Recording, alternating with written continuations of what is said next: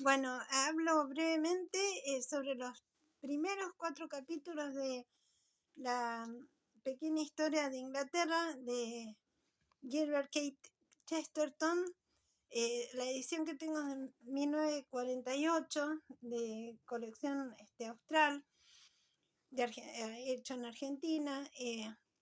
Bueno, estos primeros 4 capítulos, en la introducción, los primeros otros 3 capítulos, llega hasta la etapa de las cruzadas.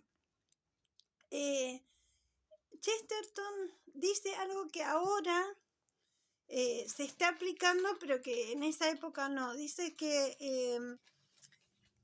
no, por ejemplo, los historiadores del siglo XVIII, cuando la historia comienza a tomarse un poco como una ciencia, con una disciplina, con rigor, solamente tomaban cuenta de los acontecimientos de la historia, los documentos que fueran comprobables, ¿no? No sé, los pactos, los que estuviera bien documentado. Y desechaba todo lo que fuera el acervo popular, las tradiciones orales, en cantos, en poesías, en prosa también, por trovadores, poetas, escritores, porque no tenía rigor de fechas, de datos, y que por ahí, en realidad, tampoco los documentos que ellos tomaban en cuenta tampoco por ahí eran muy serios, ¿no?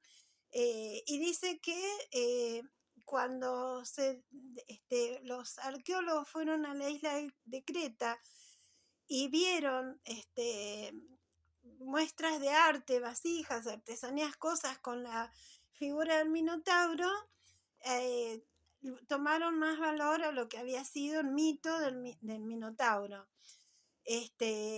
Bueno, sobre Inglaterra dice muchas cosas muy interesantes. Dice que, bueno, esto es muy breve, ¿no? Lo que voy a decir. Dice que, por ejemplo, Irlanda no fue fundada, sino que directamente fue creada por el cristianismo. En Inglaterra vinieron 2 corrientes. La más importante es la oriental de San Agustín, y que más que un reinado fue un obispado, que la importancia de la fundación de los monasterios fue algo que en la actualidad de él, que él murió en el 36, no se podía directamente dimensionar la importancia que fue la fundación de los monasterios, primeramente por los seguidores de San Agustín. Bueno, la unificación religiosa que hizo San Patricio, y que, a diferencia de la política monárquica, digamos, la iglesia unificaba. Entonces tenía casi tanto más poder que el reinado. Los reyes en Inglaterra y los pequeños ducados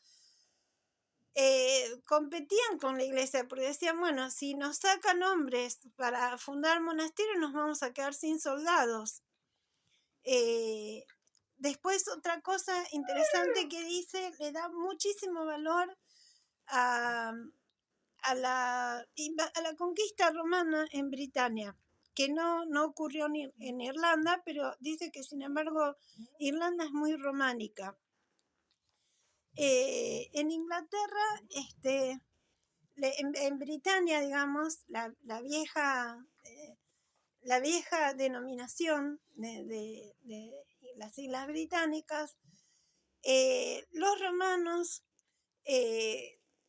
digamos, construyeron muchísimos caminos que hasta hoy en día son rutas que sirven, por ejemplo, de Manchester, qué sé yo, a Chester, a Londres.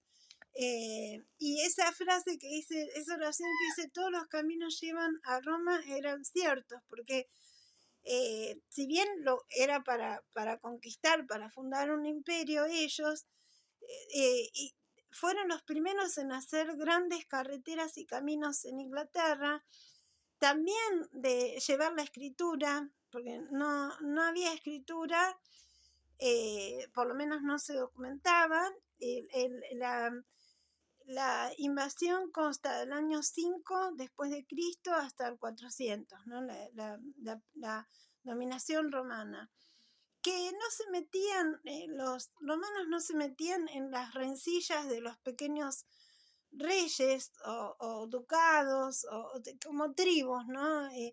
Inglesas, y que lo que le interesaba era tolerante con eso. Por supuesto, le interesaba tener tributos en especias para su imperio, pero, y bueno, que también hay mucho del derecho romano en las leyes inglesas. Aportaron los británicos, los antiguos británicos aportaron, por ejemplo, la madre de un emperador de Roma, que ahora no me acuerdo, que nació en Britania. También, bueno, el latín, ¿no es cierto? Y que los romanos también llevaron a Inglaterra la influencia y el predominio de la razón como ordenadora del cosmos y de la vida. Y que cuando se retiraron los romanos, porque el imperio fue decayendo, Britania volvió a ser mágica. Se cambió la ruta y los caminos por los bosques vírgenes o por los bosques encantados, oscuros, donde se tejieron las leyendas del rey Arturo, el cual él dice que existió, y que se investigó mucho en ese tiempo cuál fue el verdadero paradero, porque figuran, él leyó, bueno, muchos historiadores, uno de ellos Green, donde hay referencias a un Arthur, ¿no? Pero se cambió, digamos, la ruta racional, la ruta y la racionalidad romana y el derecho romano, y el orden del cosmos por la claridad racional, por la magia, por la leyenda, por los duendes, por la mitología anglosajona, y por Avalon, ¿no? El rey Arturo, Avalon, la espada mágica, Excalibur. Bueno, después sigo porque es muy largo, es muy interesante, pero lo que hice es que en Inglaterra se da un fenómeno mucho más claro de lo que va a ser la competencia entre los reyes de Inglaterra y la iglesia. Porque, lógico, la iglesia, sobre todo en la parte monacal, ¿no es cierto? No tanto sacerdotal, obispo, sino la iglesia sacaba a potenciales soldados para hacerlos monjes, que ellos mismos querían ser monjes. Bueno, después también es muy linda las referencias que hace al libro de Kells. Bueno, después sigo.